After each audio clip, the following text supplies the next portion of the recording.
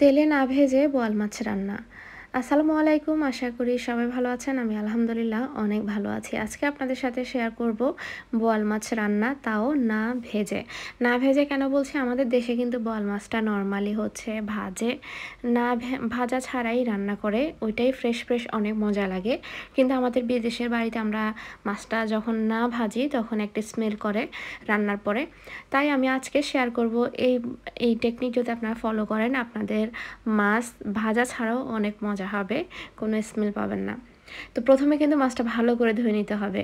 তো এর মধ্যে আমি তেল আর পেঁয়াজ, বড় সাইজের একটা পেঁয়াজ দিয়েছি, আর স্বাদ মতো লবণ দিয়ে দিয়েছি। পেঁয়াজটা সফট হওয়া পর্যন্ত আমি ভেজে তারপরে এর মধ্যে আমি রসুন কুচি দিয়েছি। রসুনটা আমি গ্রেট করে নিয়েছি, আপনারা চাইলে পেস্ট দিতে পারেন। তো এর মধ্যে আমি রসুনটা একটু ভেজে তারপরে আমি কিছু কাঁচামরিচ আর টমেটো দিয়ে ঢাকনা দিয়ে দিব, এগুলো সফট হয়ে আসা পর্যন্ত। দেখুন এখানে মোটামুটি একটু সফট হয়ে আসলেই আমি মশলাটা দিয়ে দিব। হলুদ, তারপরে স্বাদ মতো লবণ। হলুদটা আমি দিয়েছি এখানে 1 টিস্পুন থেকে একটু কম। তারপরে স্বাদ মতো মরিচ, যারা যেরকম ঝাল খেতে যাচ্ছেন। তারপর 1 টিস্পুন আমি এখানে জিরার গুঁড়া দিয়েছি। বাস এই মশলাগুলোই আমি ইউজ করেছি, আর কোনো মশলা দেইনি। তার মধ্যে একটু মশলাগুলো নেড়ে চেড়ে পুড়ে যেন না যায়, তার জন্য আমি একটু পানি দিয়ে দিব মশলাটা কষানোর জন্য।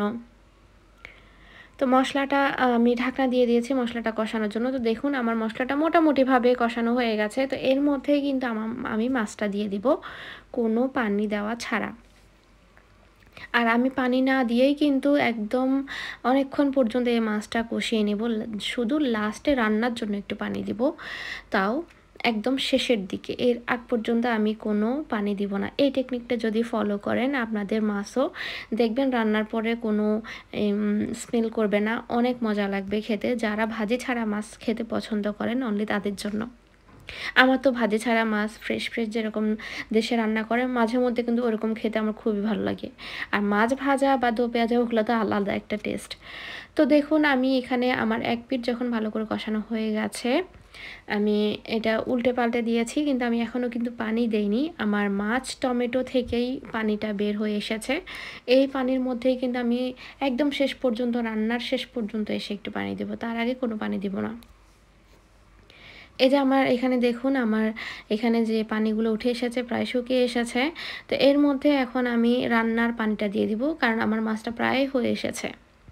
রান্নার আমি একটু এটার মধ্যে ঝোল ঝোল রাখবো, কারণ যেহেতু ভাজি ছাড়া রান্না করছি, এটার ঝোলটা খেতেই কিন্তু ভীষণ মজা লাগে ভাতের সাথে। তা আমি যে হিসেবে ঝোলটা রাখবো ওই হিসেবে পরিমাণ মতো আমি পানিটা দিয়ে দিয়েছি।